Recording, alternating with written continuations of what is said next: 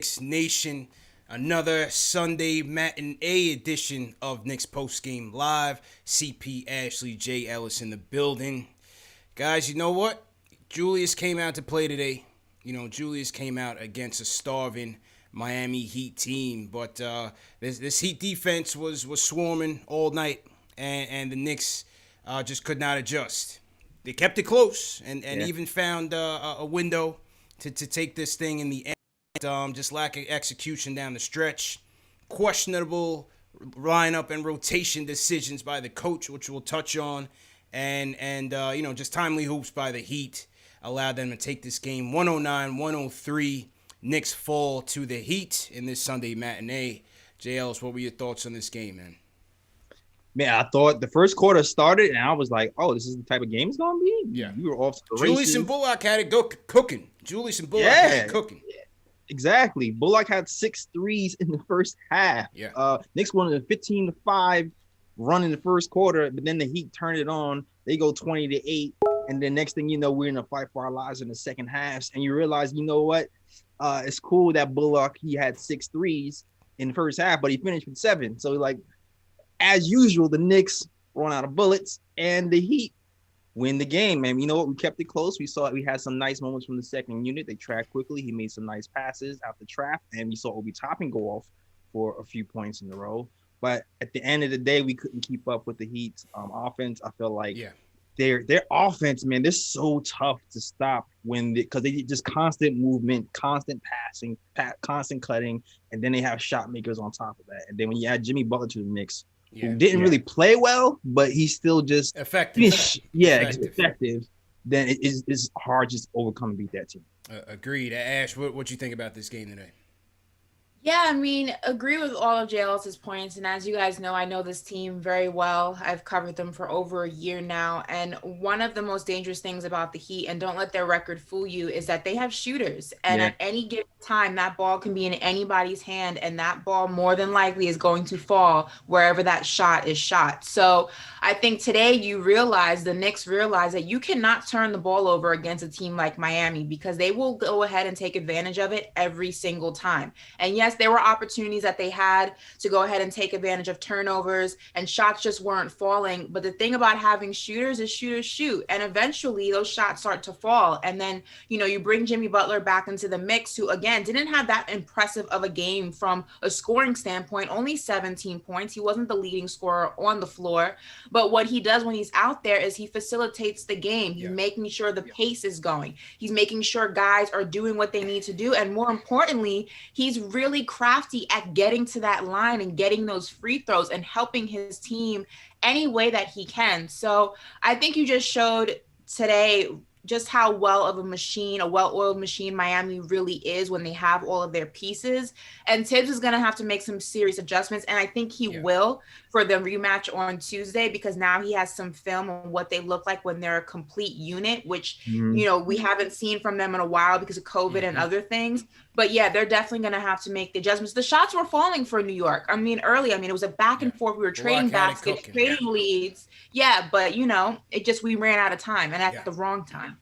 I would say my positives once again, Julius Randle, 26 points, double-digit boards, 7 dimes, came to play. Heat threw everything at him, whether it was Bam, Iggy, Iguodala, or Jimmy Butler. Julius was just in his bag, very patient, very good from the 3-point line when we needed it. I thought him and Reggie Bullock, really had great chemistry going in the first half, man. Bullock's energy was prolific on both ends of the floor. Shout out my guy Papa Left. Papa Left bet J. Ellis yesterday on a I thought about that. for Reggie Bullock hitting over 5 3-pointers in the game, and I told him take the under. He missed it yesterday. Today, Reggie Bullock, 7 3-pointers in the game. But that bet was not available to be made today. So sorry. Sorry to Papa Left, man. But on the downside, obviously RJ had an off night tonight. And give credit to the Heat, because Spoelstra, he's an excellent coach. And he's an excellent coach at making adjustments. We knew that over the past few games where RJ was red hot. He was coming off of that pick and roll, getting to the nail, getting downhill, and either distributing for the Gotham Mob or able to finish or draw the foul. The Heat did an excellent job by blitzing him, trapping him on those pick and rolls, pushing him away from the basket and taking away his driving lanes, and also some of his passing vision as well. I didn't think that Tibbs and the Knicks did a great job adjusting to that all night. Yeah. I thought Quickly did a good job on that one play where he got it to Taj, who was standing there, came back to the ball in the middle of the court. Taj got it and then got it to Obi, who slammed it in. But I think all night, the Heat did a great job of really trapping the Knicks ball handlers and getting them off their rhythm. And I think that really was a big impact in this game and the lack of adjustments thereof. Go ahead, James. Yeah. I agree with you, man. It put even more pressure on the Knicks to make shots in the second half. And I think that's a lot of reason why you didn't see RJ in the second half, because he thought maybe we just need more shot makers, you know?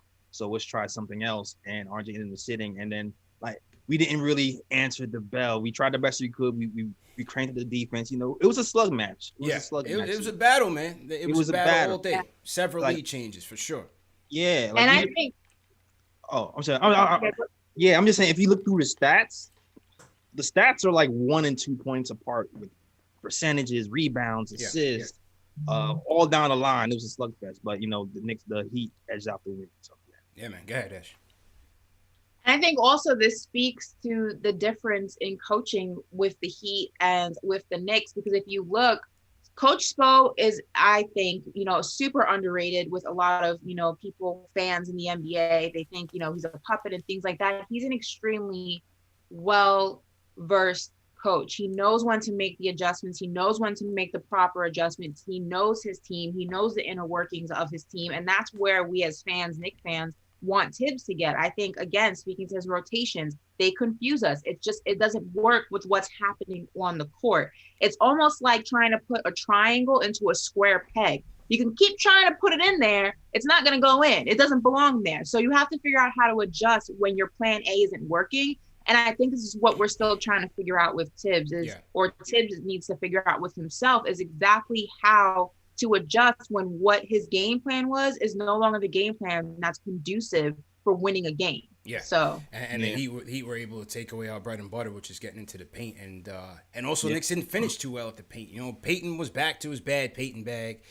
Mitch had a couple bunnies, especially down the stretch, that, you know, could have helped shift the tides of this game, but just couldn't convert on those. You got to be able to execute, man. And I just thought the decision making down the stretch, whether it was a 5-second violation or trying to avoid another 5-second violation, having to burn your last timeout with 1:48 seconds left, you know, those type of sidelines out of bounds or after timeout execution, you got to get that down. You know, you got to get that down when you're a team like the Knicks.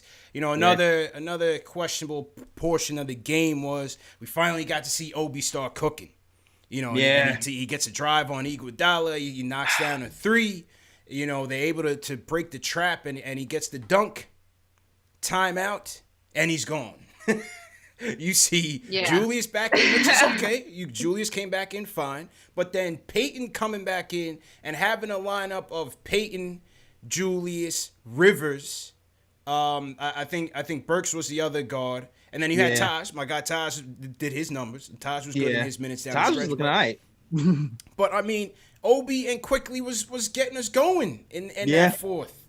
Momentum, Tibbs. And then all of a sudden you come back with the cold Peyton and Rivers, the Hudson River actually has been frozen. It's a pond right now. They ice skating on the Hudson River right now. That's how cold he's been. Frozen tundra. That's the real frozen tundra right now. Yeah. So I wasn't really feeling that. The RJ thing I was okay with, because he did try to go with his shooters down the stretch with Bullock, Burks, and Quickly, Randle, Mitch. I like that lineup, but I don't know. The rotations down the stretch was kind of questionable. Yeah, it's one of those things where I've been saying it all year. It's like, I just want equal treatment, man. If the vets have it going, they let them rock. If the young cats got it going, he still ends up pulling them. It's a tougher for me when you pull Obi for Randle, because I understand it a little bit more than a Quickly for Elf, because I just know you just need Elf. You know, you just, like, every time. This is the second day in a row, you guys. He pulled Quickly for our Elf, and then ends up putting Quickly back in anyway. And Reggie puts it back in anyway. He's like, "Oops, my bad. Go ahead." Exactly. So it's like, let's just cut that step out. Yeah. Quickly. Just keep it consistent. Just keep it consistent. Keep it consistent. But like, if there was a time to leave Obi in today, would be the time. Yeah. I'm not gonna super kill him for it today because Randle, had just had it going. But it would have been nice to see Obi get some more running when he was getting hot too. You know what I mean? Yeah. I mean, I just would have tried it a little bit. You still had Bam and Olynyk out there, and I would have tried it. I would have tried it with Julius at the small ball 5 and keep Obi in there. Obi had it going, man. He had the energy going, and I just thought I didn't like how they took him out. I didn't like how they took him out that game, Ash. Yeah, man. 7 points in 9 minutes. Hit a 3 earlier. I'm like, all right, let's see. Maybe he can stretch it for a little bit. Maybe he can get it going. Like, let's. But it's just, I don't know, man. I don't know. Yeah, it's frustrating. I like what Tibbs is doing, but it's just still frustrating to me. Yeah. Yeah, frustrating loss overall, man. But salute to everybody in the chat. Hit that thumbs up button for your squad. Super Bowl Sunday, Knicks go down 109-103 to the Heat. In the midst of this game, well, first off, we heard from last night that Derrick Rose was close to the Knicks. They've since made it official. Derrick Rose is coming back to MSG in exchange for Dennis Smith Jr., and we were told, KnicksFanTV was told it was a 2021 draft pick, and Woj confirmed it was a 2021 second-round pick, so the Charlotte pick. So Dennis Smith Jr., the Charlotte pick in exchange for Derrick Rose. Before we get to the phones, guys, just give me a quick reaction on this trade. Go ahead, Ash. I think Payne should be a little bit nervous. Tibbs' real favorite is back in the building. It's the battle of the favorite child, and Derrick Rose will win every single time. I'm not too heartbroken about losing DSJ. I don't know how I feel about losing a draft pick. I think every draft pick counts, especially when you're trying to rebuild. So I'm kind of torn on that. And it is going to be interesting to see who loses minutes and if Derrick Rose gets all those minutes. And knowing Tibbs the way I've known him and the way I've observed him, I think Derrick Rose is going to see a lot of playing time. Yeah. So. Yeah, this bothers me. It does. It just does. I don't like it. I don't like it one bit. Like, we need shooters, and we got another guy who can't shoot, and his game is to go to the basket, and he hasn't been doing that well this year either. Maybe we can, revamp him and revive him, and maybe he can finish at a better rate this year, but he's not playing well. And on top of that, like I said, this is a Tibbs favorite. My fear is now Tibbs has 2 favorites ahead of IQ. and so it's just like, all right, cool. What are we? Where is he going to play? What position is he? Is he playing starting point guard? Is he playing backup point guard? He can't play off guard. That's not his game. So now we're just making IQ a shooting guard. Yeah. Which I wouldn't mind that. I wouldn't mind that. Some of the teams. Now I want a point guard who can shoot. CP, I've been wanting a point guard who can shoot on this team for years. We finally have a point guard who can shoot, and we're gonna make him a shooting guard. I actually did not think of it like that. I actually went straight to Peyton, like, oh, Peyton's in trouble. But now you have 2 favorite children. The third child is going to be screwed, and the third child's IQ. So, yeah, I'm kind of annoyed now that he just pointed that out. So, thank you, Jay. I would say this. Say this. On the price, I'm okay with it. DSJ wasn't going to be back here anyway. The second-round pick, it is what it is. If you look at what Tibbs is doing right now, all these kids are not going to make it, period. Whether it's playing time or even just being on this roster. The cream of the crop is going to play. And so, the second round pick, losing that, it could be a high one, especially depending on where Charlotte finishes, but you got to pay to play. And if DSJ is going to be rendered useless, you got to give Detroit a little bit of value, or what they perceive as value. They wanted Knox, according to Ian Begley, and the Knicks balked at that and any first-round pick consideration. So cost-wise, I'm okay with it. I think it's a low-cost move, a low-risk move. In terms of the playing time, we'll see who's impacted. To me, I'm looking right at Austin Rivers, because from the tunnel vision and never finding Obi or anybody to the over-dribbling and not doing his job, which is to get buckets, I think he could set him aside. And as Jay Boogie, I talked to Jay Boogie last night, and as Jay Boogie said, you could throw that backcourt of D Rose, IQ out there. They'll push the pace up for you on that second unit, which is very important for this Knicks team, who's always last in pace and never gets out in transition. Maybe D Rose helps activate Obi a little bit. It's not the perfect Band-Aid to what we need, but maybe having them as 2 ball handlers out there, that can push the pace a little bit, give IQ a chance to play off ball a little bit. You add in Burks, 2 3-pointers at the wing. I'm not sure. To me, it's not a terrible idea as long as IQ's minutes are not impacted.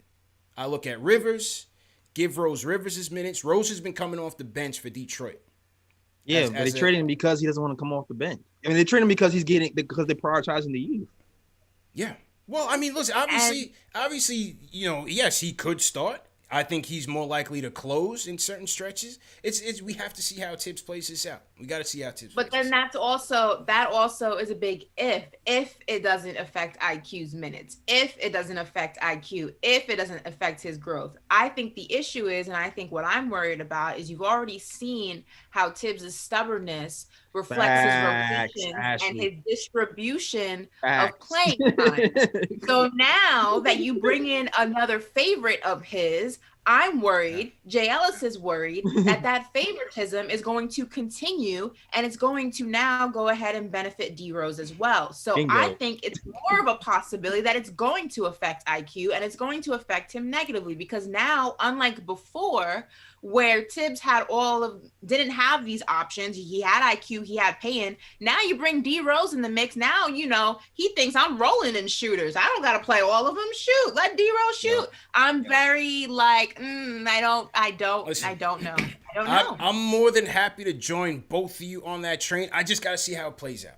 And you're right. Tibbs is showing us that it's probably going to lean towards your take, Ashley and Jay Ellis, in terms of leaning towards those guys more and a little bit less of IQ. But let's see how it plays out. That's all I'm saying. For the price, I'm not mad at it. Mad at it. Right now, they're fighting for the playoffs. We know that. They want to win. This was a low-cost, low-risk move, in my opinion, based on how this team is playing. It's not a perfect option. No, he does not space the floor for us. He does not. He's going to drive to the hoop. He's going to finish better than Payton.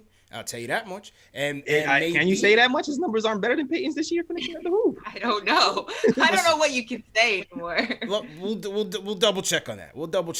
I know that's what percentages at the rim. What's his percentages at the rim this year? I look. I look because I talked about this on the pod last week, and he's 10% points lower than Payton was as of last week. I don't know what that point is this week because he's played some more games, but he was not finishing at the rim at a higher rate. Payton was actually finishing at a higher rate. Well, I gotta look into that. We gotta look into that, Jails. I trust him more than Payton. Put it that way. I trust him more than I would trust Alfred Payton. I trust older Derrick Rose. Is he still in there? Let's get to the phones, man. See what the people got to think about this. Ari's in the building. Ari, what's going on, bro? Hey, what's up, guys? How you guys doing? Yeah, tough loss. I want to just touch on two things: the Rose trade and then Obi Toppin. So first, the Rose trade. The New York Knicks didn't trade anyone for Derrick Rose. The Westchester Knicks traded for Derrick Rose. So, I don't see how this is a bad trade at all. We traded a G League player who wasn't part of – he's the only player in the league worse than Frank Ntilikina, and we upgraded at point guard. So I don't see why this is a bad move whatsoever. I think Ashley gave a stat last game where if Elfrid Payton gets 5 field goals or more, the Knicks are like 8-2. Derrick Rose could get 5 field goals in his sleep, even with no knees. The Knicks, we've always needed a point guard. Obviously, he's not Chris Paul. He's not, like an amazing point guard at this stage in his career, but he is an upgrade over Elfrid Payton. I don't care what the numbers say this year. He's definitely better than Elfrid Payton. That's what goes without saying. I'm with everyone else. I think, listen, I think the Emmanuel Quickly thing is something to be concerned above because, you don't know about Tibbs with his rotations. But if he takes away Austin Rivers' minutes and Elfrid Payton's minutes, I think this is a really good move for the Knicks because we traded a G League player. You could always buy another second-round pick, right? You could always buy another second-round pick. And, I just think it's a better move for this team, and I think it's going to help us. I also think it's going to be very important. You know, Derrick Rose is a former MVP, right? Like, he's part of the culture of the team. Like, it's good for Emmanuel Quickly to be around, you know, Derrick Rose. He's now the most respected player on the team by far. He's Derrick Rose, regardless of whether he plays like Derrick Rose of the old or not, or the new. Doesn't matter. You know, he could help Emmanuel Quickly and the young guys a lot. You know, he commands the respect of the team. So I like the Derrick Rose move because it's low cost. Now, the one other thing I want to talk about real quickly is this Obi Toppin thing. Listen, man, another 9 minutes. It's unacceptable, all right? I don't care what anyone says, it's unacceptable.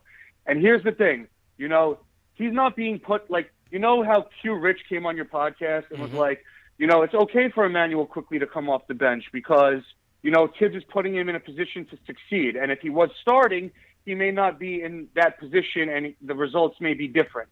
So you got to apply that same logic to Obi Toppin, right? And Tibbs is clearly not putting him in a position to succeed, doesn't play him at all. And when he does play him, he has him standing on the three-point line.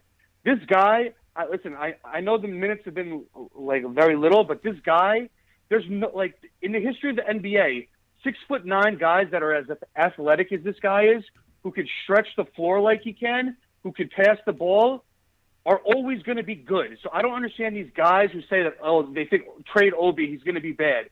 This guy is going to be good, all right? I guarantee it, all right? But he's not being put in a position to showcase his abilities. I think that's a problem. And I think Tibbs needs to figure it out. All right, appreciate the call. Definitely agreeing on Obi point. So what's your guys' reaction to his D Rose comments? It only works if Elfrid doesn't play. That's not happening. That's not happening. And that's why that's not happening. Like that's to me that's the caveat. It only works if Elfrid doesn't play. And I know Elfrid's going to play. Because you can say D Rose is better than Elf, and you can say that, you know what, he hasn't played better than Elf this season, but maybe you can bring it out of him because it's Tibbs. Cool, I can get that point too. But we still have Elf here. Yeah. And we're not going to bench him, and that's the biggest problem. The biggest problem is who is he taking minutes away from? I'm looking at Rivers, man. I think overall, yes, D Rose is a better player. Defensively, I think Peyton can still help this team and still be a better asset than Rose. Yeah. I'm looking at Rivers. But then the point guard spot, CP. You see what happened when Elf was in the game at the end of the game? They doubled up on Julius Randle, and they got IQ right back in the game at the point guard spot. Are we going to take lead point guard minutes away from IQ? Is that the wisest thing to do? Yeah. Was that we'll have to wait and see. I can't guarantee that. That's what I'm saying. That's why I wouldn't put this down just yet. It's a low risk move. It's a low cost move. What were we doing with Dennis Smith Jr. and a second round pick? Nothing. I don't care. It has nothing to do. How is it going to hurt this team?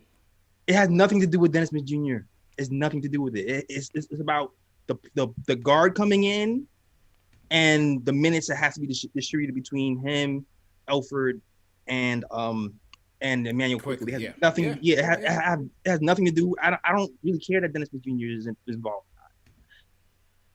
I mean, for me, it's also, I think, you know, you're looking at Rivers, yes, but I also think Rivers has the benefit of being under the radar right now. You know, Tibbs is not really looking at him to contribute to the game because he's so hot and cold. So to take minutes from him would just be, you know, for what? He's hardly on the court as it is now. So for me, my concern is the same concern I have with Obi. We complain about Obi not being able to develop because he doesn't get the minutes. Now, if you bring Derrick Rose into the situation, I don't care how you want to say it. If you want to believe it, the facts are the facts. Tibbs is going to want to play that man. He didn't bring him to New York to just sit him on the bench. He's going to want to play him. No doubt about it. And he's going to want to play him a lot, just like he plays Peyton more than I think that he should. And my concern is that's going to hinder Quickly's development because right now his trajectory is perfection. I mean, yes, today wasn't his best game in terms of, you know, comparisons to the other two games that he's had so far. He didn't put up that many points, but it is what it is. Listen, he is going to be, I said last show, I said it the show before that, I'll say it again. The future of this franchise, along with RJ Barrett and Obi, if that ever manifests itself. My concern is just are we going to hinder that development if we take him out of the equation that he's in now? I just don't know what Tibbs is. I don't know how Tibbs is going to do it. I just don't, and I'm concerned, to say the least. Time will tell, man. Time will tell. Papa left. What's going on, bro? How you feeling? I'm doing great. You know, it was 1,600 people in here yesterday, and last time I checked, it was 800. But it's hashtag by the dip. That's a fact. Hashtag all 72 game. KnicksFanTV to the moon. Hell yeah, you know what I mean. You know, I want to speak about Tibbs. I want to speak about RJ and a little bit about D Rose. So first on Tibbs. He kind of reminds me of like Herman Edwards, Rex Ryan kind of guy, where it's like he comes in, motivates the guys. Guys love playing for him. But ultimately, when it comes down to, remember Herman Edwards, he could never figure out when to call a timeout. Rex Ryan got outclassed by Bill Belichick. And, you know, it's great that we got the motivation in our culture right now. It's great that we got defense, grit. And I'm not taking any of that away from Tibbs. But I am going to be realistic with it and say, you know what else is motivating? When a Jimmy Butler or a Duncan Robinson or Bam Adebayo can look over at their coach, Eric Spoelstra, and know that he's putting the work in that film room, and he's put them in the best opportunity out of a timeout into a game at halftime. He is just a really good coach. He took a lot of heat from winning with the Big Three, but he got back to the finals without LeBron. So he is a very good coach, and you saw. I hate to say it because he's much younger than him, but he kind of outclassed him today. He has a better roster, but you know, down by 3, end of the third quarter, we have Alec Burks playing as like some showcase end of the quarter player, and he dishes it off to Austin Rivers, the coldest player on the team. Yeah. It's an empty possession. Then down by 4 with 1 minute and 55 seconds left, we call timeout and can't even inbound the ball, call another timeout just to run a panic Alec Burks handoff to Randle for a corner. Yeah. So it's frustrating to watch that, but we'll take it. We'll take it after Fizdale. We'll take it after Hornacek, Fisher. You go down the line. We'll take it this year. But going forward, that needs to change. That needs to get better. As far as RJ getting minutes taken away from him from Alec Burks and Austin Rivers, CP, I know you were cool with that. I'm kind of cool with it, but I don't Rivers. buy. Alan Hahn said in the postgame that it was about him being tired. I don't really buy that. I would rather see, if we're going to lose, I would rather see RJ on the court, you know?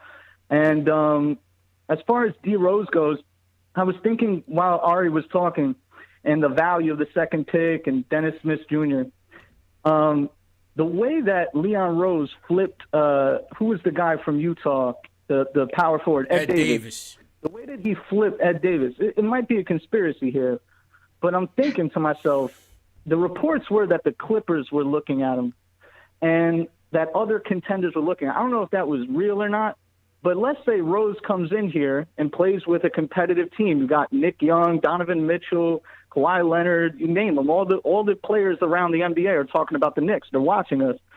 If Derrick Rose plays well, it's possible that they could move him and another rotational veteran that's playing all these minutes for a first-round pick. You don't know. Possible. So I was thinking about that. But Possible.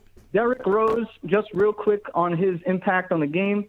End of the game, you saw it tonight, and you saw it against the Bulls, the first of the back-to-back. Closer. We don't have a guy who we can just trust to get the ball, handle the ball, have a good possession. And I would primarily like that to be Quickly's job because it seems every time he gets the ball, like, all right, so he gets trapped. He'll learn how to beat a trap. He's not deficient with his handle that bad. He'll learn how to beat it. You see he's learned how to beat it. But if Rose is going to be there and kind of show Quickly how to do that, I think it's a decent move, not the move that I would have wanted. I'm on the J. Ellis Ash kind of train there. Yeah. And but it's, you know, I'll be very honest. I would have took a 6-point loss today with effort. You know what I mean? I have to be very honest. So I really wanted to win, but before 1 o'clock, 6-point loss to the Heat, a team that's desperate. I think we're going in the right direction. So I'd love to hear your thoughts. Yeah. Have a good day, guys. Appreciate it. No, it certainly wasn't for a lack of effort by any stretch. No, it wasn't I effort just at all. think, as he said, I think Spoelstra outdid Tibbs today, and Spoelstra adjusted well to what the Knicks were doing well on this current stretch, and Tibbs, I don't think he adjusted. I think that's basically what it came down to. Yeah, and Yeah. No, go ahead. no, and just that team has just been together longer too. I think that has a lot to do with it, man. Like the Heat have been together for a year, went to the championship, and now they're coming back. And it's been a slow build for them, but like we said, Jimmy Butler just got back, so it makes it a whole lot different. It's a whole lot of different team when your leader is back and everybody's back in their normal roles again. So I think it's a combination of both. Yeah. And I mean, I know because during the off season, during training camp, if you want to call it that, I remember speaking to Coach Spo, and I asked him one of the questions I asked him was about his coaching method. How do you kind of prepare yourself after having the run that you just came off of? How do you prepare yourself? And one of the things that he said that stuck out to me was, he said, this is not verbatim, but he said along the lines, my way is not always the best way. And I know that. And that's the difference maker in a coach. And I think that's what we're waiting to see from Tibbs, is the realization that his way is not the best way. That sometimes the best coaches know when to just, you know what? I tried it my way. It's not going to work. Let me try it this way. So I think that's what we need from Tibbs. And then speaking with the D Rose thing, his last point was he would love to see Quickly be the closer. Me too. But here's the thing. I just don't think that that's going to be Quickly with D Rose part of this team, because you've already seen how Tibbs not only one has favorites, but two, how he has this love affair with vets. We talk about Reggie Bullock. We talk, about Julius Randle getting the minutes over Obi Toppin, or Obi Toppin not getting nearly half the amount of minutes that Julius Randle does, his inability to want to play them together. So why would you think that when Derrick Rose comes, that Quickly would even have the opportunity to be the starter? He's going to watch D Rose. I think the closer. He'll watch D Rose do it. But he's not going to have the opportunity himself. This game was perfect opportunity here. Down the stretch, he went with Quickly to close. He went with Burks. He went with Bullock. Surrounded Julius with his shooters, and even took RJ out the game. Like I said, we got to wait and see what happens when Rose comes here. Quickly still may get that opportunity to close games depending on the situation. And all you got to do is hope that Tibbs as a coach can recognize that and make the proper adjustments when you but listen to what you just said. You got to hope. That's what I said, but that's what I've been saying. You got to wait and see. No, but listen to what you just said. You hope that he makes the proper adjustments. We've seen his repertoire. We've seen how he maneuvers, how he operates. So it's not that, JLS and I are hating on Tibbs. I said it, and I'll say it again. I'll keep saying it. He has been a defensive angel for this team. This team is night and day from where we were last season. And I credit all of our success to him and his ability to speak to these guys and to kind of get them in a winning mindset, a winning mentality, and implement whatever he is implementing in practices, in meetings to these guys. I give him all that credit. But I've seen also, if it walks like a duck, quacks like a duck, it's a duck. Like, the pattern is there. And you're asking him basically, or you're asking us to hope that the pattern breaks when D Rose gets there. And I just don't think it's going to. I think it's only going to get worse. Somebody shows you who they are. My mama says, believe them.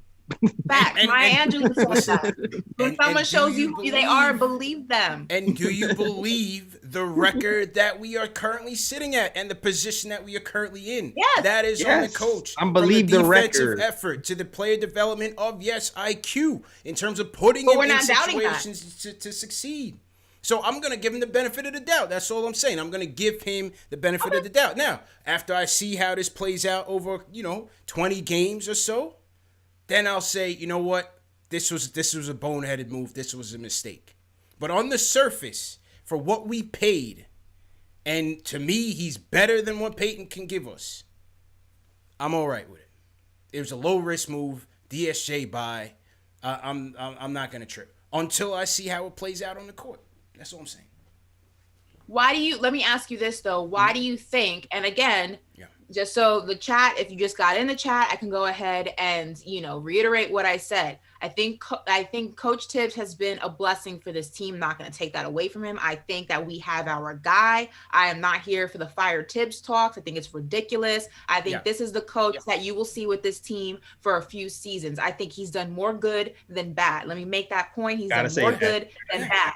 I'm going to say it again. We'll come at you for criticizing. You gotta say patterns, but patterns are patterns, and the pattern shows what it shows. So why are you so optimistic about the minute D Rose, a player who he has a long-standing relationship with, is going to go ahead and shake that pattern up, and you're going to see a brand new Tibbs when he gets there? Why are you so optimistic? It's not necessarily a brand new Tibbs. I think quickly standing with the team is going to be consistent to what we've seen now, and that is he's going to bring him off with the second unit and potentially close him depending on what the circumstance calls for. Today he closed. In the Hawks game he closed. Quickly has had opportunities to do so. So all I'm saying is, yes, Rose could end up having that role. I'm not saying that he can't. And as you said, Tibbs' pattern, his proclivity to playing these vets is certainly evident. But what I'm saying is Quickly can still get his chances. And we just got to wait and see how it plays out. That's what I'm saying. Okay. That's what I'm saying. We gonna see. Back to the phone. Salute to everybody in the chat once again. Hit that thumbs up button for your squad. CP, Ashley Moss, Jay Ellis on this Super Bowl Sunday matinee. Knicks lose 109-103 to the Miami Heat. What do you guys think, man? Leave us some comments on this D Rose debate. Leave us a comment on the game. What do you guys think about it? Let's get back to the phones, hear what the people got to say. Chris from Queens. Chris, what's going on? What's going on, CP, Jay Ellis, Ashley? Big fan of the show, first time calling. Everybody hit that thumbs up button. Yes, but I wanted to talk about that D Rose trade. So far, not really feeling it. I'm definitely hate the trade, man. I think that I agree with Ashley and Jay Ellis, that it's just the opportunity cost. It's not the assets. It's not even the minutes. It's just a role that we want to see quickly. And like this year, if we can make the playoffs, great. That's the icing on the cake. It's about developing quickly as an on-ball player. I don't think he's the point guard of the future, but like Ashley said, he's definitely a piece of the future. Yeah. And I would argue on his best night is probably more effective than Rose and Payton put together. I think that has to be the focus and the primary focus. And the last couple games, just when Payton wasn't good today, but the last couple games was good. We see IQ not playing, and then having the combination of Payton, Rivers, as well as now Rose, I just think it ices IQ out. And I think that's something that they need to focus on for the rest of the season. But I appreciate y'all taking my call. Enjoy the Super Bowl. Listen, man, if your coach is going to ice out one of your best three-point shooters on the team and a guy that can draw the fouls and orchestrate the offense like IQ can, then he's not the guy for us. What I see is that he's putting him, again, in situations that he can excel in. He's a rookie. He's far and away exceeded expectations thus far, and as you see, this coaching staff is bringing him along patiently as they continue to win games with what they have. So that's not going to change no matter what trade you make or don't make. What I'm seeing here is a guy that, to me, is a better option than Payton, that could close or could come in with Quickly as a two-guard backcourt. Yeah, and I guess what I'm seeing is numerous times in the fourth quarter, especially, we'll see IQ get taken out of the game for Elfrid Payton, and I'm imagining that times two. Well, and then also all of the callers who are for the D Rose situation. Again, I'm not saying, and I think JLS is saying the same thing. I'm not saying we gave up anything astronomical for him. Would I have preferred to give up a pick when I'm trying to rebuild? No, but like whatever. It's a second round pick is what it is. But nobody is answering my question on why people are giving Tibbs the benefit of the doubt to be different than what we've seen him to already be. That's basically like you're dating a guy who's constantly cheating on you.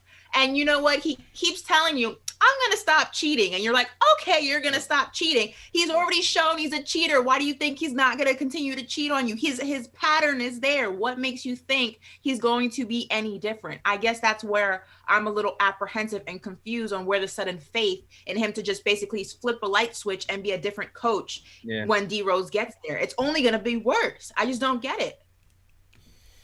Let's get to the phones. Let's hear from a guy who likes his trade. No, only because I want to get. There's a lot of calls waiting, so I want to get to the people real quick. I feel you. Nick from Connecticut, what's going on?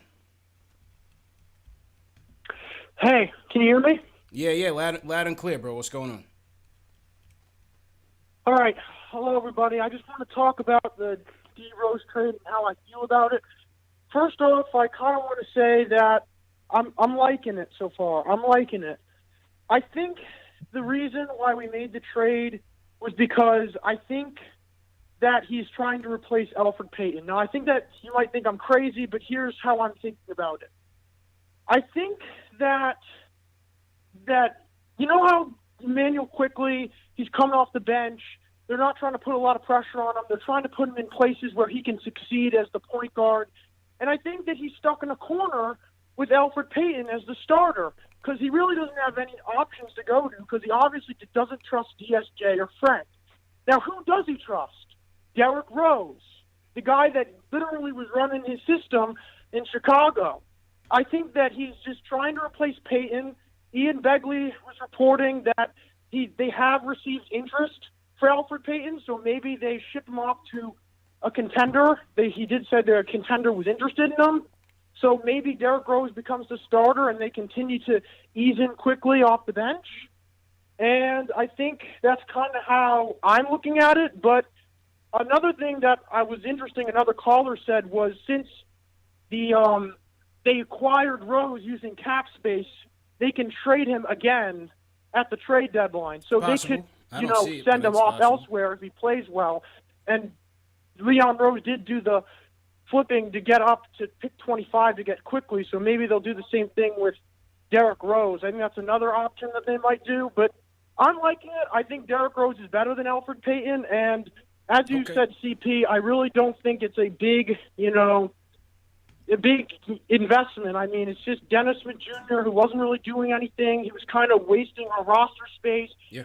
And their second-round pick, I know they're important, but at the end of the day, they're very hard to get a lot of great players there. So I think it's a worthwhile move, and I trust Tibbs, so I think we should give it a shot. Appreciate the call, man. Appreciate the call. Let's go to Zay from Maryland. Zay, what's going on? Hey, what's going on, everyone? How you feeling? Good, bro. How you feeling today? Good. So, in my opinion, with the game, I think this game, it was a perfect opportunity for kind of what I said yesterday. When the back cut with Obi from Quickly, that's like a perfect way to bust open the zone, right? So we could have kept the lineup that can kind of continue to go against the zone. So that would have been a perfect opportunity to play Randle at the 5, Quickly, and Obi at the 4, because they had Bam defending Randle anyways, and Bam still was getting cooked. So that was like a perfect opportunity to do a small ball where Obi could have stayed in, Quickly could have stayed in, and then we could have been better offensively. So that's my opinion on the game. As far as the trade, CP, I agree with you. I think Ashley and Jay Ellis, the negative Nancy's, about the trade and kind of just writing off Tibbs. My big opinion is I think that Tibbs is a trust guy. If he trusts you, he's going to play. He has not had trust in the bench because the bench is not consistent when it comes to scoring. At the beginning of the season, he did play the bench a little bit more, but there's been games where we've lost the lead, kind of keeping the bench in too long. Majority of it is off defense, but then also we get stalled out on offense. So I think D Rose being in kind of helps Quickly, because I think if he has a solid point guard, a guard rotation of Quickly and D Rose kind of going at the other team, I think as long as the points are stacking up on the second in the bench point, I think he'll keep the bench in a lot longer. So I think Quickly will get a lot more run with someone like D Rose next to him. But the thing is, if we're losing leads, he's going to pull everyone quick and go back to the starters. So I think it's an opportunity to where the bench can get a little bit more time if we're being able to keep the leads that we're getting, that the starters are getting. It's a fact. So that's my opinion. I think it's not going to hurt anybody's minutes, but probably Rivers. And maybe even Payton, and you hope it's Payton as well. Now, negative Nancy's, what would you guys like to say to Zay? Why are we negative Nancy's? Because we're just realistic. I don't understand why that's being negative. Listen, I just go by pattern, and the pattern is there. And I think I'll keep saying it. I just think that you guys are giving Tibbs the benefit of the doubt to change when somebody he favorites and he enjoys coaching is going to now be in his rotation. Why you think he's going to go ahead and make a difference in how he coaches? I don't know. I mean, we're going to have to wait and see. Obviously, I'm not a psychic. JL is not a psychic. We could be completely wrong, but I don't think that I am. I think it's going to play out exactly how I'm saying it's going to play out. And then that's going to be a whole different situation on our hands. So we're going to have to wait and see. I mean, there's no point in beating a dead horse, really. Hey, I'm just looking at the minute distribution. I'm looking at, quickly playing 15 minutes in the last few games. I'm looking at, these rookies who are, supposedly rookie of the year honors, who are scoring as much as Quickly, but Quickly is playing 10 less minutes than that. And I'm looking at, the patterns, man. I'm just looking at the substitution patterns and Quickly and thinking how hesitant he is to play people who are obviously, to me, better than what's on the floor. And when I look at all of that and then see another veteran entered into the mix, it gets me worried. Now, like I said earlier, if Elfrid Payton is not involved, then it's a different story. You know what I'm saying? If it's just D Rose and Quickly playing, fine. But I want Quickly being on ball. I don't want him off ball at this point because I still feel like we need a floor spacer. We need a floor spacer at the point guard spot. We have floor spacers at the shooting guard spot already. It doesn't make sense to me to add another guard who can't shoot, who's a point guard. NBA teams don't have, 2 shooters on the floor. They have 4. And I felt like we starting to have pieces to resemble an actual NBA team, and we're not using them properly. And that's my concern. Time will tell, man. Salute to everybody in the chat. Once again, hit that thumbs up button for your squad. CP Ashley, J. Ellis on this Sunday matinee. Knicks go down 109-103, man. What you guys think about the game? Leave us a comment in the chat. If you guys are new in the chat, leave us a hashtag new, and we will shout you guys out. And also, it's been official. Derrick Rose is on his way back to the Knicks in exchange for Dennis Smith Jr. and a second-round pick in 2021, the Charlotte second-round pick. Official. Let me salute some super chats in here. First Lady of Sports says Eric Spoelstra is a master at putting together a game plan a la Bill Belichick. He was not going to let Randle be a point forward. All Knicks shooters were double-teamed. Chuck D says this was a culture game. We getting it. We learned to get them back. It was veteran fest. Spo is a master teacher. RJ was off it. It happens. Miami is a model to follow. Chuck D also says, to the trade Julius talkers, this was a showcase for Riles. He would get Randle, make him a Hall of Famer, get 2 rings, and whip our asses with him until he's like 35, like IG or David West. Riley's watching our impatience. Julius had it going, man. No doubt about it. Julius was in his bag, and especially against the defenders that the Heat were throwing at him. I thought this was one of his best games all season. No doubt. 26, 13 boards, 7 dimes. Can't say enough about Julius's contributions, guys. Yeah, for sure, man. He was getting beat up pretty hard all game, and he still was able to kind of almost do what he wants to, man. Yeah. If we get shooters around Julius Randle, we'll be great. Make sure you guys go ahead and vote Julius Randle for the All-Star game, guys. Hashtag Julius Randle, hashtag NBA All-Star game that may or may not be played depending on how people, and I say people, I mean LeBron James feels about it. So, well, between the whole LeBron thing and then, what happened with KD the other day with him being in the game, out the game, in the game, out the game, to me, I want to see Julius make it, and whatever financial incentives comes that his way, he's definitely earned it and deserves it. But them actually playing the game is just completely pointless and counterproductive, especially when all these rules that they make up as they go. It seems you play a game for 48 minutes and then you can't dap each other up after the game. You got to put your mask on the bench, and it's just they're all over the place, man. I'm not sure. So to have this game in Atlanta, city that's going to be wide open, they're going to create their own All-Star weekend. Please believe it. I just think it doesn't really make any sense. Yeah, Atlanta is wild, man. Atlanta's the only Atlanta and Miami. I feel like one of the 2 places that are out here that's still going like nothing is happening. So it's a risk. Definitely, for sure. I mean, the NBA gonna have to be especially careful on what and where these players are going, what these players are doing. Facts. Almost like a They babysitter. gotta have Magic City. They need Secret Service at Magic City. Front door, back door, side door, everything. Yeah. Adam Silver has to be there. Facts. It's also just a lot of contradictions, like you said, CP. I mean, you can't swap jerseys at the end of the game, but you can play 45 minutes of basketball. Then battle in the post, everything. Yeah, then you can't, you can't have your mask off. You can't have fans in the arenas, but then the players can go ahead and travel to U.S. territory during All-Star break if they are not in the All-Star game. You're postponing game because of contact tracing, and you're pulling guys out 3 quarters in after he's already played a predominantly 75% of the game anyway. But you can go ahead and have an all-star game in Atlanta, a city that basically has no regulations. I mean, it's just out of control. And then on top of that, just from a player standpoint, these guys are playing on a shortened turnaround. I mean, LeBron and the Lakers and the Heat, they were in the bubble the longest. I mean, these guys literally had no training camp. They had no off season. They're back playing basketball. Yes, it's a shortened season, but this all-star break is a much needed rest for a lot of these guys. Let them rest and chill with their families. Just let them rest.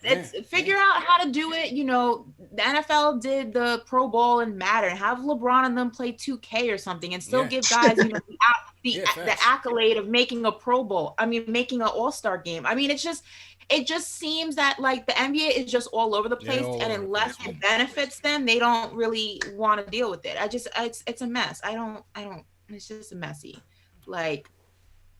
Yeah, I agree, man. I agree. JLs, you had something?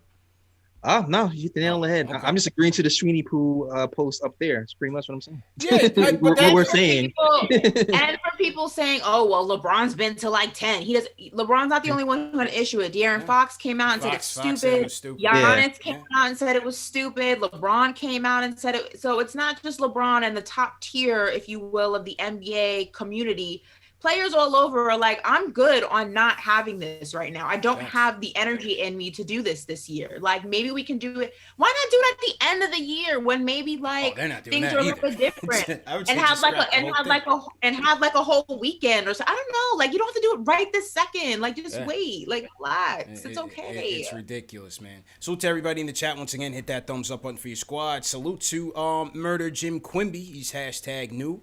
Isaiah Burdett, what's going on? The freaking Rican in here, team #new. What's going on? Yeah, it's a nice name, right? the freaking Rican. What's going on? Salute to everybody, man. Navy Blue 76 says Julius Randle is in his bag. Moises Roman says, loving what you guys are doing. Salute to Moises Roman. And my guy Chuck D, the rhyme animal, is in the chat. Sir. In the mosh pit, going at it with the fans. So salute to you, CP the artist. What's going on? Papa left in the chat as well. Yeah, so Schwinny says his thoughts on the trade. It's a value prop. It's fine. Turning dead DSJ money in a second. I suspect we weren't going to use. Looks destined to be mid-round. Is okay. I'm all right with that. And he says, number 2, it can be fine for the Knicks depending on whose minutes and role gets cut. That's all. And that's my whole point. It depends. Depends. We didn't lose anything on this trade. And we'll see how the minutes get distributed. Yep. Cheers. It reminds me of the story of the scorpion and the frog. Y'all ever heard that story? The scorpion and the frog. I'll give you the cliff notes for the people in the chat who haven't heard it. Long story short, the frog asked the frog asked the scorpion, or the scorpion asked the frog rather, to take him across the lake. And he said, "Sure, I'll go ahead and take you across the lake, Mr. Scorpion. Come on over." Gets to the end of the lake, and you know what the scorpion does? Kills the frog, stings him, and he's dead. And as he's dying, the frog said, in Tibbs we trust. It's Tibbs and Scorpion. As the frog is dying, he said, trust? "Why did you sting me, Scorpion? Why did you do that?" And the scorpion said, "Because I'm a scorpion, and that's what I do. When people show you patterns, believe it." And I'm just going to leave it at that. Tony G from Queens. Team Scorpio. Tony G, what up? Yo, what up, everybody? Want to shout out to you guys, man. Great job. Been a long time Knicks fan. I go back to the days of watching Pat Cummings playing power forward. He was trash. All right, and bum-ass Sky. Walker doing what he's been doing, okay? I'm very Oh, excited man. about what it is right now. The Knicks are very competitive, which I appreciate. I love this hard-nosed style of basketball. It's all New York City right now. I'm not worried about who's playing, who's not playing. What I am worried about is seeing a team that can compete and be competitive, and that's what Tibbs has done for the Knicks right now. I'd rather see their development in the playoffs than the regular season, and I'm all for Derrick Rose being here right now. This is the first year, actually, I can actually watch the Knicks regularly on TV again instead of taping the game, DVRing the game, and then watching it up until the point they start losing. So I'm very excited to see what's happening. I love the Derrick Rose trade. I think fans, everybody here needs to have a little patience because I see what he's doing as a coach. As a coach, he's got his footprint on the team. He's putting things around that he likes. Defense is how New York has always won. So the next step now is bringing in players that he trusts and put around. Now, Derrick Rose is going to get some time to see if he can make it happen. It's up to Quickly. It's up to the other guys to keep Derrick Rose on the bench. It's called competition. That's what it is. That's what we're playing for. So we got to make a decision. Either we want this team to be real competitive and go forward and learn that way, or we want to see them keep developing, have these bums that we've had the last 4 years, the first-round picks, sit on the bench and keep disappointing us. So we got to have a decision here. Do we want to win, or do we want to keep getting picks? Do we want to keep developing during the regular season? Yeah. Or do we want to get in the playoffs and do some real development? That's what's happening right now. So I do appreciate what I'm seeing them do with Derrick Rose because I don't think they're going to get Levine. No. Because they probably want 2 first-round picks and a player that's significant on our team, and I think that would be dumb. So they're doing what they can do until next year comes and we'll see what happens. But if they go to the playoffs and we end up playing the Nets or we end up playing Boston, then we'll really see what this team is made of, more so than waiting for a draft pick, okay? We'll see what we really going to look like next Appreciate year. the call, bro. So Appreciate the I'm call not going and to the stay support, long. man. I think the Knicks fan wants to see them make the playoffs with IQ at the helm because then you get player development and you're competitive, and fighting for a spot. You want to see him go down in a blaze. You want to see him play through his mistakes. The coach is not going to do that, and I've just come to grips with it. You know what I'm saying? I've just come to grips with it. The coach is not going to do that. He's going to lean on his vets. He's going to only put these kids in a box, so to speak. And if he sees, today was prime example. Obi and Quickly had it rolling. Yeah. Timeout. Obi's gone. That's what I'm scared of, man. Obi's gone. I hear it. That's the fear, man. I hear it. But That's then the fear, again, man. you see Quickly finishing the game. We needed shooters. We needed to catch up with this high-octane Miami offense. So what does he do? He goes IQ. He goes Burks. He sits RJ. He goes Burks. He goes Bullock, Randle, Mitch. That was an adjustment that the coach made, right? He wanted more shooters on the court to try to finish the game that way, and he went that way. Yeah, but I don't know. It just seems like he hesitated. He hesitates too much for me, man. Sure. Sometimes when the decision is obvious, it's weird to me that he doesn't make that decision. Like I guess that's what it is for me. Yeah. So it's like when you have two other options now to choose from besides the obvious decision. Yeah. Now I'm just like the problem's exasperated by times 2, and I'm just like, I don't know, man. I have to see it. I have to see what he does because what he's shown me thus far doesn't let me know that he's going to choose the right decision time and time again. He might just have Quickly sit the whole game and put him in the last 3 minutes for shooting. I don't know what he's going to do. Like I'm hoping he does the right thing. But I don't know where he's going to go. I hear that, man. So to everybody in the chat, once again, hit that thumbs up button for your squad. Couple more super chats have come in. Salute to Larry Israel. Says, how many teams in the league have a starting point guard who hasn't made 5 field goals in more than half their games? Nice that we're 9-2 and Peyton gets 5 buckets, but only 11 times. And Peyton today was 3 for 12. 7 points. 7 points, 5 dimes, minus 9 on the court, and missed a ton of gimmies. But that's Peyton for you. Yeah. Tim Kim says IQ models his game after Lou Will and CJ, both combo guards. IQ, in my opinion, will be a good shooting guard. I kind of see that as well. I like his abilities as a floor general, but I think ultimately he'll ceiling out as more of a combo / shooting guard. Above the rim says Knox is safe. No wonder Knox was dancing and clapping on the sideline. Never see Knox so happy on the bench since being benched these 5 games. Yeah, him and Theo was in there dancing together. Yeah, Theo's teaching them new moves. Theo's influencing everybody on that bench mob, boy. Yeah, man. Theo, I never see the guy so happy to never play in a game, boy. Teaching Knox to whip and Nene, all that. He looked at the camera. I felt like he looked at the camera one time. He was like, "Still here, Yes. loser." In trade rumors, couldn't be me. Facts. Oh, you got traded? Can't relate. Knox and Pio and Pinson, dynamic duo, man. Toussaint in Pennsylvania. Toussaint, how you feeling? Oh, what's going on there? Man, what's going on? Good to hear from you guys. Just a quick overall take from the game. Mm-hmm. I'm not too upset with the loss. I mean, Miami's a solid team. They've been together as a unit for a little while. So it was good to see the Knicks compete. As far as Tibbs and benching RJ, I'm not really too stressed about it because it's kind of a sign of making an adjustment. Like if somebody's cold, sit them. But what I want to see is him be consistent with everybody in that sense. Where if somebody's cold, sit them. If somebody has a hot hand, playing them. It's not really been consistent with everybody when it comes to that.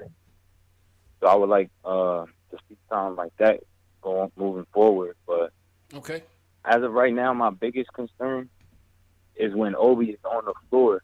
He's always getting missed. He had at least 3 good looks at the rim where he was missed, specifically by Rivers. I feel like Rivers really got to step up his ball movement. And to me, just Rivers and Burks is a little bit redundant.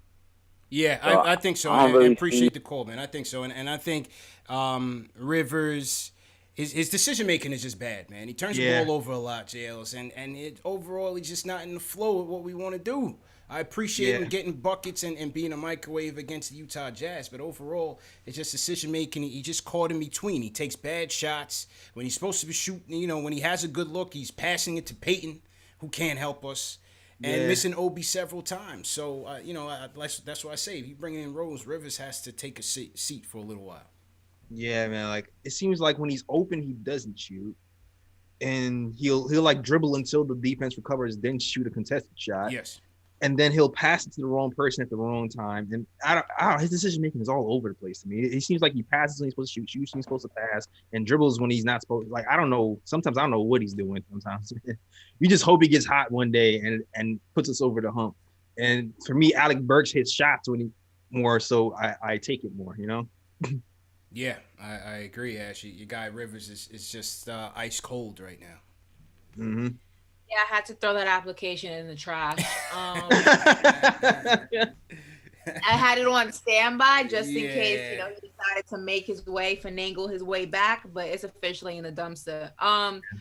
Yeah, I don't know if Rivers is going to get back to what we saw in Utah. I just feel like, there are times where sometimes as a player, you have games that makes people think that, wow, maybe this is who he really is. But I think who he really is who he really shows us more consistently, not who he is every once in a blue moon. And I just don't think he's going to get any better. I don't think he's going to contribute any more than what he's contributing now. Maybe slightly a couple points here and there, maybe an assist here and there. I don't think it's going to be a drastic change from him. I think his role is just kind of set, in what it's set in. And I think that his inconsistency is unfortunate. But I just think that when you have him, and we do have him, so I think it is just what it is, really. And I think with Rivers, that's the gamble that you take, is his inconsistency. And some days he's hot, some days he's not, and you just got to go ahead and play it out and hope that Tibbs makes the proper adjustments, that when he's not hot, he's off the court, and when he is hot, he gets more playing time. And that's really all you can do with him. You can't do anything else. He's just too hot and cold. You know, Toussaint wanted to see some consistency in terms of just holding guys accountable. Tibbs was asked about RJ and the lack of minutes today, and he said he was looking for energy out there. Now, Alan Hahn on the telecast said he felt like RJ didn't have energy. A couple Twitter reactions felt like RJ was a little bit slower on defense. Energy. He got 19 minutes today. Could that be, Tibbs, seeing that, Miami had defended RJ very well and adjusted well, but also could that have been, a chance for them to kind of cut the minutes a little bit because maybe he didn't have it going. I think that was an interesting development. Yeah, I mean, RJ's been getting so many minutes so far. I don't really put that much weight on it. You know what I mean? You're right, CP. Like, they were playing him pretty tough on defense. The scouting report is out. He's been having great games since that Brooklyn game, hitting 20 points a game consistently since then. And I think we need a different look today. We need more spot up shooting. We need more guys who can spread the floor. It can make a quick trigger and play on the defensive end. And I feel like the coach tried to, adjust accordingly. It didn't work, but we were in the game. And that's what you can ask for. I'm pretty sure RJ will be back the next game. I'm pretty sure he'll probably play more than 19 minutes next game. And he'll look at some tape and some film and adjust. It's one of those nights, man. Yeah. One of those nights. But give credit to the Heat, man. I thought their defensive game plan all game was excellent. Yeah. It's insane. I thought their scheme was excellent. Give credit to Spoelstra for sure. Totally knocked us off our game. And as you said, the Knicks battled. They battled these guys all night. And a high-powered Miami Heat team. None was going off in that first half. Duncan Robinson got his. Hero had his moments. And obviously Bam is Bam. But, the Knicks hung in there. They hung in there tough and cut it to 2 on a Burks jumper in the fourth. But, I thought, just execution down the stretch, they were sloppy. And Miami also, it just seemed like they also always got those, like, tips or, those fortunate bounces where a ball dribbles out to a guy and he hits a three. Or, Iguodala, it dribbles to Iguodala with 2 seconds on the shot clock and he knocks down a mid-range. I just felt Miami just had those fortunate bounces all game. Yeah, absolutely, man. Even the Bam out as a shot when Bam on a bio hit like some crazy falling mid-ranger with the time winning down, or Tyler Hero. I thought you were gonna Kendrick Perkins his name and call him Bam out of the bayou. Bam out of the bayou. Out of the bayou. Bam out of the bayou. Out of the bayou. I'm mad Kendrick Perkins is now like an action word. It's a Google word. There goes that man Bam out of the bayou. Out of the bayou. Come on, bro. Salute to everybody in the chat once again. Hit that thumbs up button for your squad. All right, a couple more before we wrap. Super Bowl Sunday coming up, so we'll keep this one a little bit shorter. A couple more. Let me hear from DJ from Shaolin. What's going on? What's up, y'all? Y'all my favorite big three. You know what I mean? Hit that thumbs up button for your boys. Yeah. I want to talk about the game real quick. I only got a problem with a few things. Austin Rivers, I'm looking at you, bro. You missing Obi on lobs. You missing Obi on easy, swing the ball. Stop doing the little hezzy jump fake, bro. That stuff is getting embarrassing. Now, so what I really want to talk about, this Derrick Rose trade. Gotta call out Ashley because, again, for the second day in a weekend, you don't know what you're talking about. Denzel and now this. And Jay Ellis, you wanted Killian and you wanted Frank Hines, but I can't support it.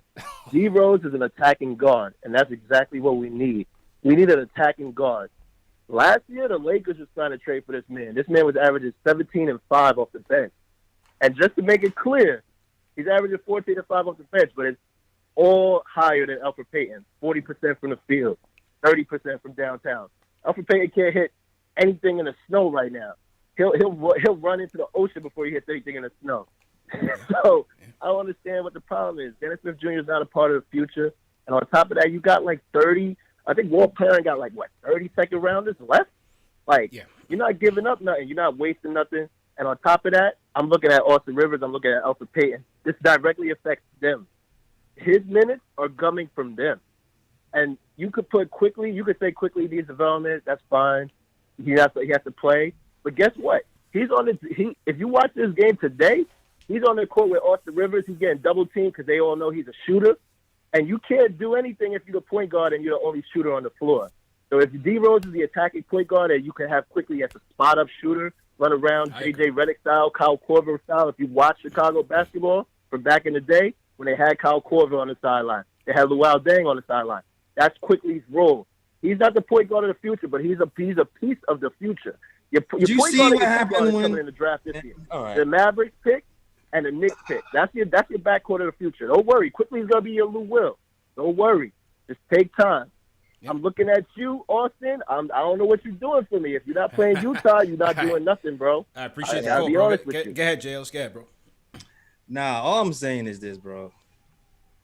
I'll say it once again. It's not about DSJ. Did I mention? Yeah, right. Did I mention? Oh my God, we lost DSJ. Yeah. That did not come out of my mouth. Fake news. I didn't say that. Come on. Second, I didn't care. Oh, second round pick. We had like 600 second round picks from all the magic that we did. That's not what I'm talking about. How about the quickly point? Yeah, I'm talking about the quickly point, man. I'm talking about he said you can't do anything if your point guard is being trapped. We've seen when quickly get trapped, we got open shots, and it's because of his shooter, right? That's what you're supposed to do when you create mismatches and you create advantages. Now, you saw what happened when I'll say this: Derrick Rose can shoot better than Elfrid Payton. 30% from three is still like not. No, it's not great. It's not great. Let's not act like you're getting Chris Paul here or something like that. Yeah, exactly. So if I would rather have a point guard that can shoot than the lead guard who can't, because if you have a lead guard who can't, you were saying, oh, he'll just drive, he kick it quickly. They'll back off like they're doing Payton. They back off, wait in the paint, and then all that is dead. That's why Payton needs to be taken on the end of games now. So I don't understand. To me, everything you said doesn't make any sense to me. I'm just sorry. Like my concern has always been, what are we doing with quickly? Is he getting lead point guard minutes? If DSJ is taking Elfrid Payton's minutes and Elfrid Payton's being shipped, that's a whole nother story. But my concern is we're gonna have to battle between Elfrid Payton, DSJ, and quickly. Ash. First of all, if you're gonna come for the crown, you better not miss. And he missed. Okay. So I never said that I was heartbroken about losing DSJ. My whole argument was about the concern of how it's going to affect IQ, and I stand by what I said. And what I said is that you're going to bring Rose into the mix, you're going to bring Payton into the mix, who Tibbs already seems to have. One, he has a relationship with D Rose, and he seems to, have a lot of confidence in Payton, which is why he plays him so much. The proof is there. It's not like I'm making it up out of thin air. I watch it every single game. I see him play minutes that he shouldn't be playing, especially when he's inconsistent in a lot of areas where I feel like IQ should be getting more minutes. That's not, a conspiracy. That's the fact. So now you bring Derrick Rose into the mix, who is one, a vet. Two, he's played with Tibbs before, and you're just going to go ahead and have a situation with Payton, but on steroids with D Rose, and I think it's going to negatively affect IQ, and that is my concern. Nobody's saying Derrick Rose can't shoot. Nobody's saying Derrick Rose can't contribute. Nobody's saying Derrick Rose is not going to go ahead and be a benefit to this team. Nobody ever said that. My concern has always been, what is Derrick Rose addition to this team going to do with Quickly's development as a player and do with Quickly's minutes? That's my concern, and I'm gonna keep saying it, and I stand by it. Yeah. So that didn't answer anything that did not combat any of my points. So I think, and to just sum up mine, I think, and I hate quoting Isola. I'm not really a big fan of his, but Tibbs wants to make the playoffs. That's what they're playing for. That's what all these guys are fighting for. And to the dismay of Knicks fans, it's not gonna come at the hands of our young players leading us there. They will have their moments. They will have their opportunities. They will have quick hooks, as we've seen. And so, to me, a low-risk, low-cost move to try to get us there. If that's his goal, I'm in it, and I'll see what happens. Now, if there's situations where I feel like Quickly was needed, and there's been those times, and we brought that up on this show, then I'm more than willing to be a part of that train. I just want to wait and see. Hold on. Everyone's saying what's going on? Check Woj's tweet. Let me look. I'm looking. Oh Hold shit! on. What's Rose saying? Hold up. What's going on? Rose. Is something happening? What's going on? Let's check Woj's latest tweet. I'm looking at it. I don't see anything latest from Woj. Full story on the Knicks agreeing to trade to reacquire Rose. Got that. I don't. Is it the actual story? Well, let's click on the story and see what the story's saying. Yeah, I don't see anything breaking with that. I can look. Might be somebody capping in the chat. Let's see. Woj is saying Knicks agree to trade. Okay. Let me just pull it up on my share screen here. I hate ESPN's website, man. I'm like trying to look at it. Woj tweet Rivers. I don't see anything. I don't see anything from Woj. The only thing I see from Woj is the latest ESPN article on the Rose trade. I don't know. People, are y'all trolling? Because it's not funny. Yeah, I think that was a troll. Woj firecracker.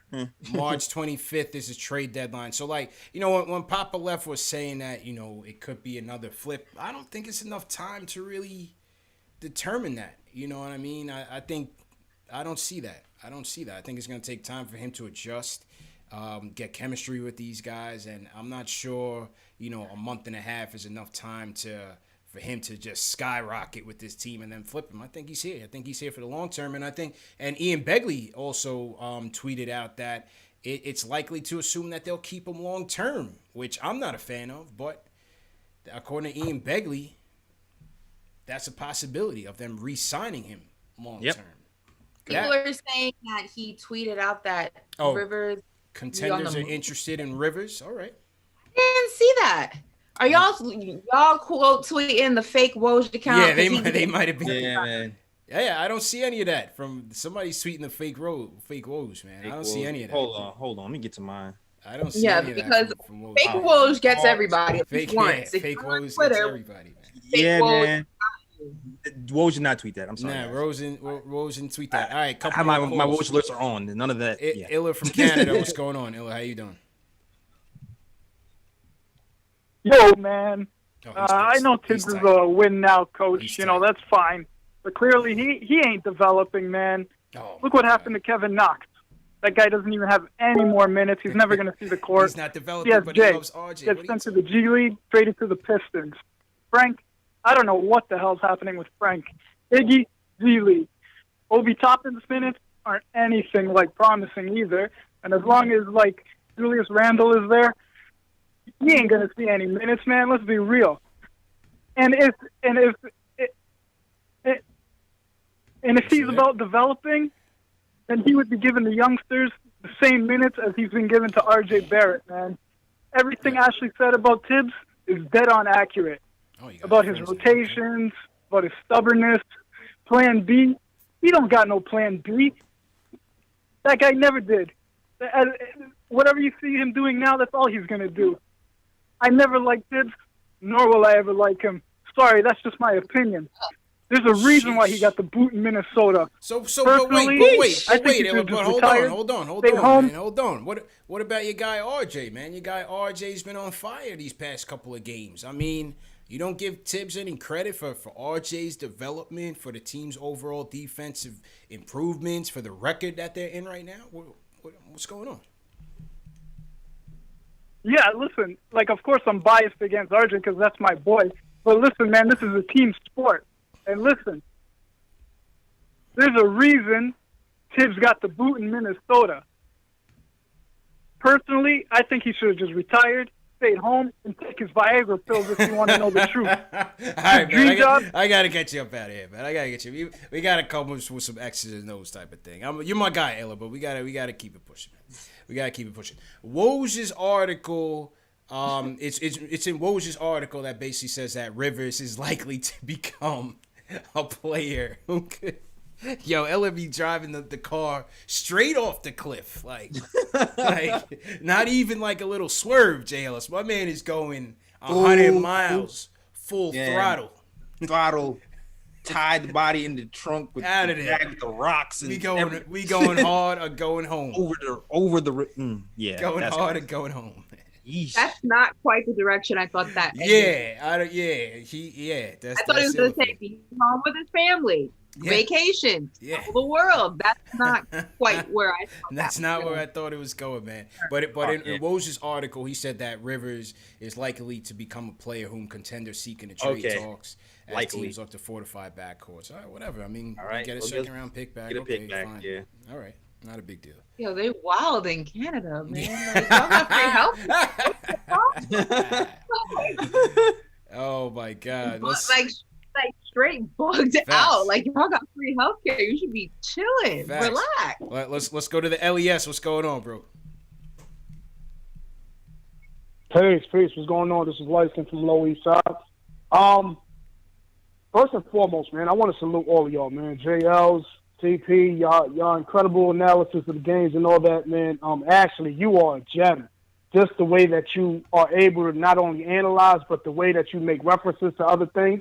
Salute to y'all. You know what I mean? Appreciate And I bro. definitely but anyway, let me get into what I wanted to say. So in regards to Tiz, yes, he is very stubborn. The greatest coaches understand that you always need to switch up, and as Bruce Lee said, be the water. The one thing that, for the most part, Phil Jackson always got that great title. I never felt he was great. He ran the system and had great players. When you run in the system but you don't have the clientele or you don't have the personnel to make that system work, then that's when you need to switch up. Right now, the Rose trade, I will say, is great just because it gives Quickly a little bit more mentorship, and it also allows Quickly to move to the 2 where he can now be a switch-up guard. I like it. Who's to say that Peyton is not out there? You know, maybe he's being showcased right now. Maybe we're looking to trade him. And as the big Woj breaking news of Austin Rivers being sorted out by other teams, it is possible. So the season is still early. For the most part, a lot of these players may very well not be here by the trade deadline or by the end of the season. So truth is, a Rose pickup is great. We gave up DSJ, who was dormant, and bumming it out. You know what I mean? All due respect to him. And the second round pick that we would have picked and more than likely sent somewhere else. It's a great pickup. It's a expiring contract, and if we ever got to move him, we can move him, or we can sign him for the vet minimum for that mentorship. So I say all that to say, salute to y'all. Oh, Randle and Toppin. Yeah. Toppin is also an IQ situation. They have played less than 40 games. These kids are not NBA ready, not only by play, but also by stamina. They're still learning the game, and Toppin is coming off an injury. So truth of the matter is, yes, he's very stubborn, and Tibbs needs to learn how to coach this current team. But at the same time, a lot of what he's doing does make sense. Peyton got to be out of here soon. You know what I mean? And until we see that, right now, Rose and IQ playing the 1 and the 2, I love it. You know what I mean? Because right now, Bullock having this game, that right there, he should be up in the rafters right now, and they should just straight up just put his jersey up and let him rest for the rest of the season. He's not going to have a game like that again. But with all that being said, I would love to have y'all on my podcast, and whenever, you guys can check in your IGs and all that. Salute to y'all, man. I love what y'all doing. Appreciate you, bro. Appreciate you, bro. And thanks for the compliment. Hey, listen, let's just wait and see how it plays out. Like I said with the Rose thing. And I think there's value in having IQ in more off-ball situations. I just think so, JLs. I love him as a floor general as well, but I think there's value in having him in off-ball situations. No, I'm not saying there isn't. I'm not saying there isn't value in having off-ball. I'm just saying I still need him on ball because we have 2 guards. We have 0 point guards who can shoot. Yeah, 0. That's a fact. So if you move him to the 2, then we still had 0. You know what I mean? That's really what it is. Like I know there's value because especially if they're trying to pressure him, and you have another guard. I feel like the value is if they're trying to pressure him and you have another shooter at a point guard position. Then there's value there. I agree. But since we don't have another shooter at the point guard position, then I'm just thinking at least if it's Rose in there and an ice cold Rivers, you get a guy who's more decisive, who's gonna still attack and finish better, I still think, than a Rivers or even a Peyton. Well, and just be a bit more decisive. And again, maybe that's a trickle down effect on Obi. And once D Rose gets into that paint, collapses things. Who knows? And a better decision maker in that spot. That's why I want to see how it plays out. Yeah, well, Derrick Rose just has to finish better because he's finishing 46% at the rim versus Elfrid Payton, who's finishing at 50%. So he's going to have to finish better. Okay. Fair enough. Fair enough. All right, let's go to the closer, man, because this game's about to start soon. We got to go. It's Sunday. It's only right. Jay Boogie from North Carolina, take the stage. You got to wait for him to, get the guidelines going. It's a little delay. What's going on with the team, man? The whole KnicksFanTV, the whole wave, everybody that's tuning in, everybody that's in orange and blue repping, and man, shout out to everybody on this Super Bowl Sunday. God bless you all. I hope you continue on washing your hands and protecting yourself, protecting your home, loving your family, man. Do what you got to do, because that thing is still out there. You know what I'm saying? That thing is still out there, man. I'm going to start off and I'm going to give Eric his props just a little bit, because he did what he's supposed to have done today. Anytime you're a great coach and you got a day to sit back and watch the team that played yesterday, you're supposed to put together the game plan. He was supposed to trap off the whole top of the free throw line so Peyton couldn't penetrate through the 3 seconds. They was pushing him to the sides of the court today. You're supposed to pick up quickly full court from where he liked to operate. Either he liked to pull or he liked to get that high screen and penetrate to the basket. He's supposed to have done all that, you know what I'm saying? I'm going to give him a little bit of his props, but I'm also going to give Tom his props too, because what we failed to realize, we ain't lost the game on a revenge game yet. So now Tom got to go make the proper adjustments, just like Eric had the adjustments first, you know what I'm saying? He need to make the proper adjustments so when we play them the next time, he know how to offset anything that Eric know how to do, you know what I'm saying? That's what makes you a great coach, you know what I'm saying? When somebody counter you, you can counter react, you know what I'm saying, and hit them with a blow after they blow, you know what I'm saying? That's what I'm looking for. But today was a playoff matchup, and I'm a little bit upset because this was a game we were supposed to win. The reason why I'm upset, because knowing that it's a playoff game, we're trying to hold position in the playoff race, and this is a team that's trying to catch up to it. We were supposed to hit them right in their mouth, and I'm very upset that RJ didn't come to show up. I'm upset that EP didn't come to show up. I'm upset that Mitchell didn't show up, and the starting 10 on that court from the tip-off, we was playing 2 against 5. Them guys did not show up at all completely. If they get almost halfway of what they normally do, we win this game easily. So that's something, you know what I'm saying, that we can critique. We know they're going to feel like they want to handle their business the next game, you know what I'm saying? Because I give Tom his prop. We ain't lost to nobody back-to-back. We the only ones that got the broom, you know what I'm saying? And that little light-skinned boy, Kareem Akbar, the intelligent brother for the bank, guess what? Nino Brown, we about to stab him in his hand and get him up out of there. I'm sick and tired of Rivers. He would have been on that bus to Portland. I told y'all yesterday. Get him up out of here. He is not doing anything on that court. He's over dribbling, and he's doing what we call running away from the rim. He playing at the other goal. We playing 6-on-4 when we play when he come in the game. He ain't even on our team no more. You know what I'm saying? Yeah. But I love this Derrick Rose. I don't know why y'all not seeing about this Derrick Rose, man. What this is going to do? This is get ready to elevate our second unit, man. Not our first unit, our second unit. It gives Tom his option to whether he can take EP out now. You know what I'm saying? And put Quickly in that start lineup, because he know he got somebody that can replace Quickly with them points coming off the bench, or he can stay the same and keep that grind out first 5 on the floor and come with this speed with IQ, Derrick Rose, and Burks, and with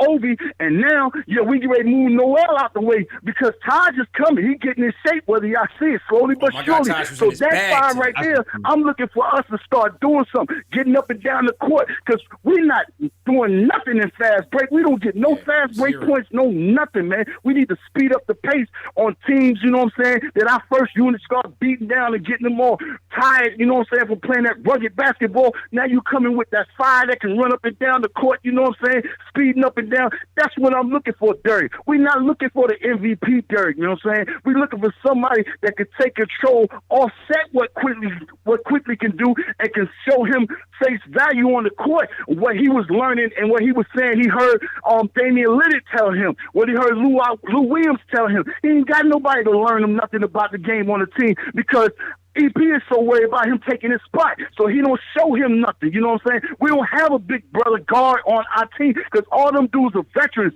They're not leaders. Them dudes is trying to hold on to a job and a spot and stay in the league themselves. You know what I'm saying? So we needed a leadership to come on this team, and what better leadership is to have somebody that was an MVP player inside this system right now. I said it yesterday. Now what you get ready to do, you get ready to put not Derrick Rose and Kirk Hinrich together. You can put Derrick Rose and IQ together. They can offset from one another. But you know what I'm saying? But now both Derrick is a threat he's more than a threat than what EP is. Yeah. EP is not a threat, you know what I'm saying? But Derrick is a threat. But then you offset with Quickly too.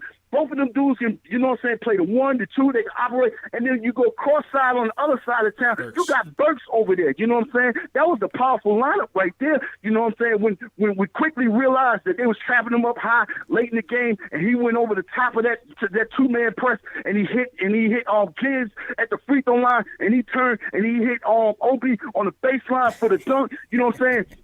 That's when Quickly showed you that he can make those type plays. And I did get upset because Tom took him out right there when we found that out. But see, when you got veteranship and you find something that's on the court, that leadership can go to Tom and say, yo, no, don't do that right there. This right here can't work because they overplaying, you know what I'm saying? But nobody is speaking out loud on the court and saying nothing. And that's what we need, somebody that can talk to us on the court or talk to us from the bench and tell Quickly what he see and what he don't see, or share with him on the court and tell him what he needs to do. This is what we need from this man right here, you know what I'm saying? It's going to speed up our fast break points. We're going to go from probably 18, 20 points, 30 points on the bench to maybe 40, 45 points on the bench with this pace if it go correctly the right way. But we got to give Tom his chance to even, you know what I'm saying, gotta give him some time, implement what he's trying to do, you know what I'm saying? This was a Tom Thibodeau's choice, you know what I'm saying? He told the office to go get this guy. This was Tom's move. This wasn't an office move. So right now, they did the drafting and everything in the office, but Tom is telling him what he needs, what he wants, because he wants playoffs right now. And I know JL, you was funny about that word, that P word at the beginning. But right now we're in a playoff mode, man. Top 8, man. And we got to continue on supporting and riding, and so I'm saying, proving differently. I didn't want Tom for this team. I wanted Jerry Stackhouse. It's on foul because I know he know how to develop. Or if I didn't get him, I wanted Mark Jackson because I know he was going to know how to develop. But we got Tom Thibodeau. So I had to put down what I want and be happy that I got this man because he's showing us different. He got us in a playoff run right now, and that's what's mattering right now. Everybody's tuning in. He got more people on League Pass just to watch the Knicks than any other year we had since Woodson. You know what I'm saying? Yo, appreciate the call, man. Only because we gotta wrap the show, man. I want to give him as much time, man. We gotta wrap the show soon, man. But appreciate J Boogie, man. Throw some 5s in the chat for J Boogie. Sunday, so you know what that means. On the holiest of days. Church gotta say amen on that, man. Church gotta say I just want to know, J Boogie, can you put in the chat, like, what do you do in yoga? What kind of breathing exercises? Yo, my man got how long can you stay underwater? My man got stamina. Are you in the Army? Are you really Navy? Aquaman? Navy? Yeah. Are you really Aquaman? Let me know. I just feel like he takes one deep breath and he goes, yo. Okay, so hear me out. Yo, JB is the black Aquaman. You right. That's a fact. That's a fact, man. I love the Nino Brown reference too, man. Salute J Boogie. But yeah, he hit it. You know what I mean? Hopefully we see a dynamic between IQ and D Rose that'll lift the second unit, and that's what we're looking for. J Ellis, go ahead. And last thoughts or sign out, man. Go ahead, bro. Yeah, I was just saying, J Boogie said Tom would start IQ and have Derrick Rose comes off the bench. If that's the plan, I'm on board with that. That would be fantastic. I would be on board with that. If that would be fantastic. I don't suspect that's the plan, but if that's the plan, I'm cool. All right, I'm cool. All right. But yeah, so definitely check out youtube.com/show for all KOT content. Also, check us out on all social medias as well. Nick of Time Show. The KOT Show on Twitter, Nick of Time Show on Instagram and Facebook. Also, listen to us on all audio podcasts. That is SoundCloud, iTunes, Google Play, and Stitcher. And yeah, check out the ball too at nickoftimeshow.com. Get some merch, read some blogs from my guys. And yeah, that's it. That's all. Back to you, Ash and CP. Yes, sir. Yes, sir.